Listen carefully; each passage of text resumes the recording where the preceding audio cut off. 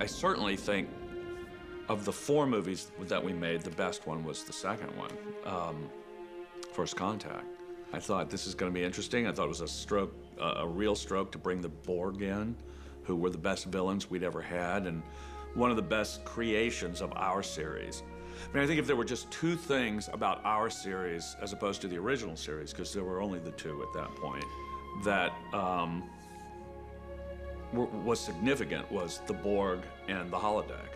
Those were kind of the 2 real strokes of genius. And so I thought it was a good idea to bring the Borg into the films. And that proved to be the case, too. I think it worked beautifully. I am the beginning, the end, the one who is many.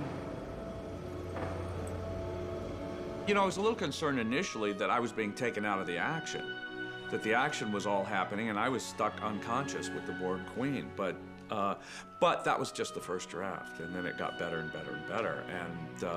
And then once they cast Alice, it got really good. And she was just amazing. And yeah, I thought it was a great B story, was the Data Borg Queen story. You must be aware that I am programmed to evolve, to better myself. We too are on a quest to better ourselves, evolving toward a state of perfection.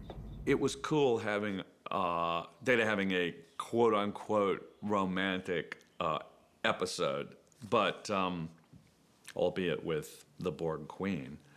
But yeah, that was fun. That was exciting. It had all sorts of possibilities in it, and I can't tell you what really happened, but no. I am fully functional, programmed in multiple techniques. You know, everybody wants someone who's unavailable. That's what made him attractive. But I think also what made him attractive was that he was, there was no potential for cruelty in him. You know, there was a safety around him because he wasn't programmed with cruelty. So you put nice together with unavailable, well, irresistible. Data! Resistance is futile. First Contact, the fact that it landed, sort of, was just a great experience. I mean, we went to London, and the premiere in London was fantastic. The premiere was for a benefit for the Prince's Trust, so we all met Prince Charles, and that was incredible. It really was. It was a great experience, and knowing that the film was good and that it had been well received by the time we got to London was a bonus. Being part of this franchise is only specific, but I don't know that it's that different, say, from being a successful basketball player on the LA Lakers. You know what I mean? Or being A-Rod to Yankee fans, or to, you know what I mean? It's just success changes your life. And there just happens to be this group of people who are interested in what it is you do. But specifically, I think Star Trek has gotten kind of a bad rap as far as, the fans have gotten a bad rap as far as being somehow different than other fans, or in some way more vocal than other fans.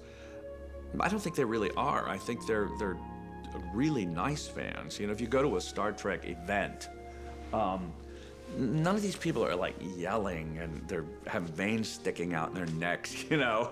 I mean, you go to a basketball game, the people in the stands are screaming and they're like hostile, and you know, if you go to a soccer game in England, they're beating each other up, you know? So by comparison, I think Star Trek fans are sort of like very normal, smart people who just happen to like this particular, shall I say the word, oeuvre. Believing oneself to be perfect is often the sign of a delusional mind. Well, I didn't do conventions initially for a few years, mainly because I didn't think I had time. And because the idea of appearing some places myself wasn't in my training. It wasn't, you know, I had been trained to be other people, and not at all to be showing up and standing on a stage and winging it with questions about me. And what convinced me was Patrick came back from a convention one weekend and said, "You're really missing a bet." And this is while we were doing the series. You know, it's an opportunity to go someplace and get out of town for a couple of days, and you're really well treated, and they pay you. And so I thought, well, all right, I'll give it a shot. And so I did, and I do. You know, it's part of me, and it will follow me wherever I go. And sometimes that's good, and sometimes it's a nuisance. But for the most part, it's good. The only times it's ever a nuisance is when people sort of either can't sort of accept that that was a character and that I'm really just an actor who played that character. That's kind of bothersome just a little bit, you know? I mean, it's nice to be recognized, but you kind of want to say, well, you know, that really was a character, and you do know that I'm really like a real person. That being said, I am most grateful to have had this great part to play and been part of this amazing epic that is Star Trek, and way, way, way more ups than downs about it.